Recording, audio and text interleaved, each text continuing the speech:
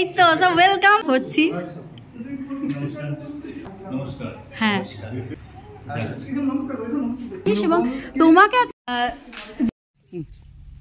শান্ততার মুখে শুনবো। বলো। নমস্কার সবাইকে। এইভাবে আমরা আলাদা করতে সৌমিক এসছে, সেই তোমাদের সবাইকে বলেছিলাম করেছি ওনাকে, এই জন্য যার মুখে ভাই হরি কথা না আর খেলাম না, এরা সব এখন খেতে বসেছে। হরে কৃষ্ণ, রাধে রাধে। আজকে আমাদের নিমন্ত্রণ ছিল বোলপুর বিবেকানন্দ আশ্রমে, যেখানে নিমন্ত্রণ করেছিলেন মানস ভট্টাচার্য মহাশয়। আজকে আমি আমার বড় পুত্র এবং আমার বাবাকে নিয়ে গিয়েছিলাম সেই অনুষ্ঠানে, যেখানে শুধুমাত্র আমি নই, উপস্থিত ছিলেন সোশ্যাল মিডিয়া সেনসেশন আরও অনেক অনেক মানুষ, যারা নিজেদের জায়গা তৈরি করে নিয়েছে নিজেদের বক্তব্যের মাধ্যমে। সকলের সঙ্গে পরিচয় করিয়ে দেব, তার আগে জায়গাটা সকলকে একটু দেখিয়ে নিলাম। এখানকার পরিবেশ এতটাই সুন্দর আর মনোরম। এই পরিবেশে আশ্রমের কিছু বাচ্চারা থাকে যারা পড়াশোনা করে, তো বাকিটা আপনারা ভিডিওতেই দেখে নিন। ধন্যবাদ।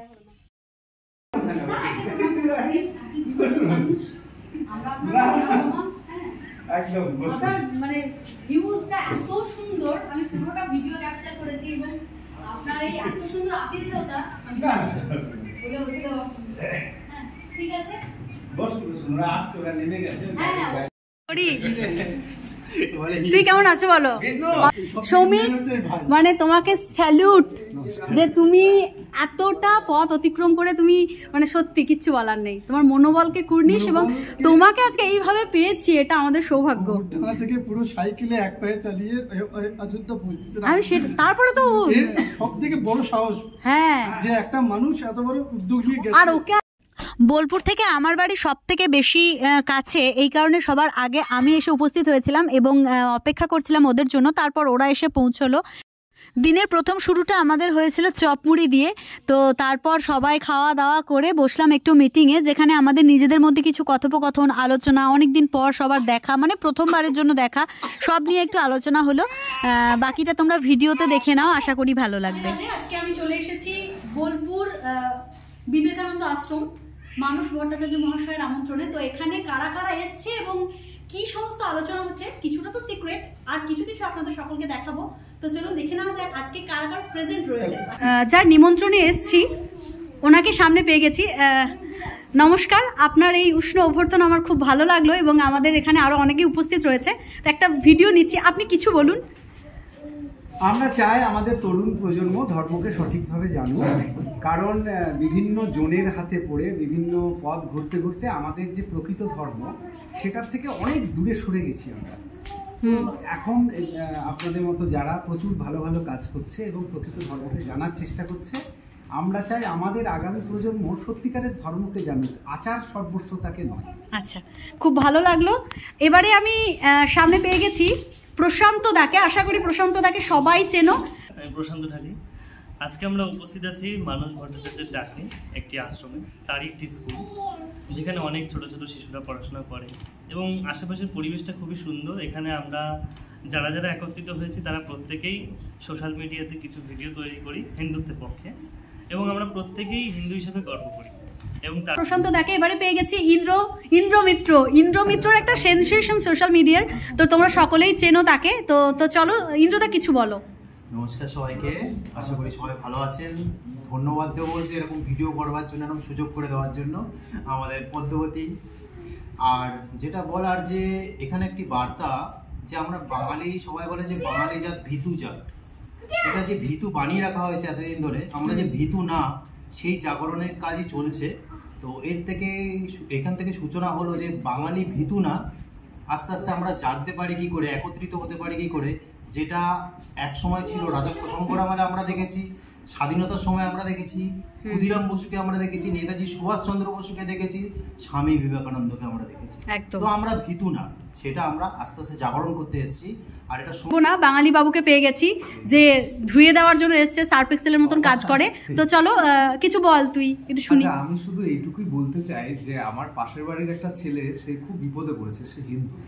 আমরা ভাবি সে বিপদে যেন আরো পড়ে, কারণ আমরা চাই না আর একটা পাশের মানুষের ভালো কিছু চাইতে। এই হিন্দুদের সমস্যা এটাই যে পাশের মানুষ যদি বিপদে পড়ে তাহলে সে যেন আরো পড়ে।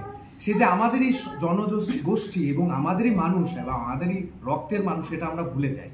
এইভাবে আমরা আলাদা করতে করতে পাশের বাড়ির মানুষকে যদি অপর ভাবি, তাহলে গোটা বিশ্বের হিন্দুদেরকে তো আমরা তো এক ভাবতে পারবো না এবং কোনোদিনই এক হতে পারবো না। এই মানসিকতা যতদিন না আমরা চেঞ্জ করব, ততদিন আমরা হিন্দুরা কোনো মতেই এক হতে পারবো না।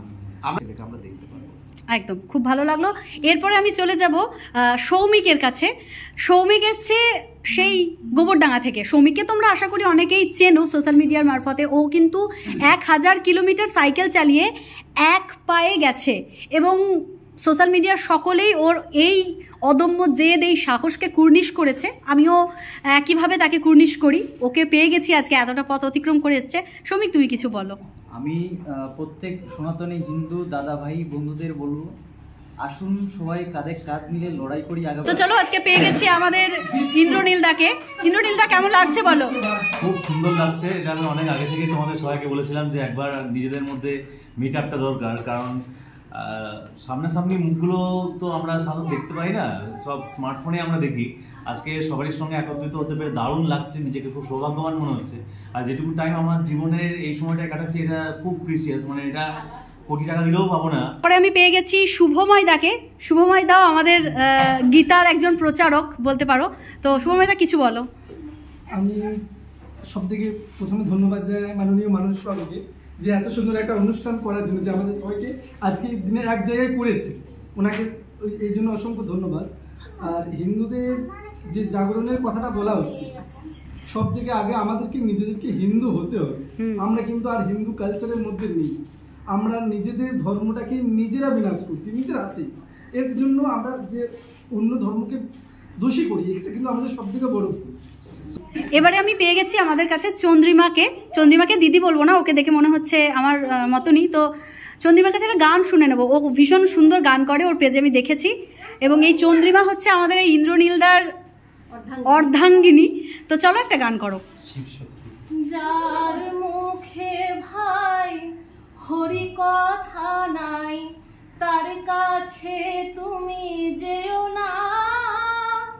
যার মুখ হেরি ভুলে যাবে হরি, তার মুখ পানে চেও না। কদিন রহিবে ভব মাঝে, আর অবিলম্বে করো যাহা করিবার। পরের কথায় কিবা সে যায়, মিছে দাগা তুমি পেও না। হরি কথা কহ, হরি গুণ গাও, হরি নাম রসে সদা মত রও। হরি নাম গীতি গাও নীতি নীতি, অন্য কোন গীতি গেও না। যার মুখে ভাই হরি কথা নাই, তার কাছে তুমি যেও না। যার মুখ হেরি ভুলে যাবে হরি, তার মুখ পানে চেও না। রাধে রাধে। হরে কৃষ্ণ, হরে কৃষ্ণ। খুব সুন্দর, খুব সুন্দর। মানুষ বাবু রয়েছেন, ইনি যে আমাদের ধর্মতলায় ব্রিগেডের একরকম গীতা পাঠটা যেটা হচ্ছে, ইনি হচ্ছে তার মেন উদ্যোক্তা। এটা আমাদের তো আর খেলাম না, এরা সব এখন খেতে বসেছে, আমাকে ফেলে দিয়ে। তো আপনারা শেষ পর্যন্ত হয়তো দেখতে পেলেন আমাদের একটা গ্রুপ মিট আপ, একদম আমাদের দেখা শুনো। তারপরে আমি সবাইকে রেখে দিয়ে চলে এসেছিলাম অনেক আগে, কারণ আমার বাড়িতে বৈদিক ছিল। আমি যখন ব্যাক করলাম তখন ওই দুপুর 2টো মতো বাজে। তারপরে ওরা অনেকক্ষণ বোধহয় ছিল। তো আজকের ভিডিওটা এখানেই শেষ করছি। কেমন লাগলো জানাতে ভুলো না। রাধে রাধে, হরে কৃষ্ণ।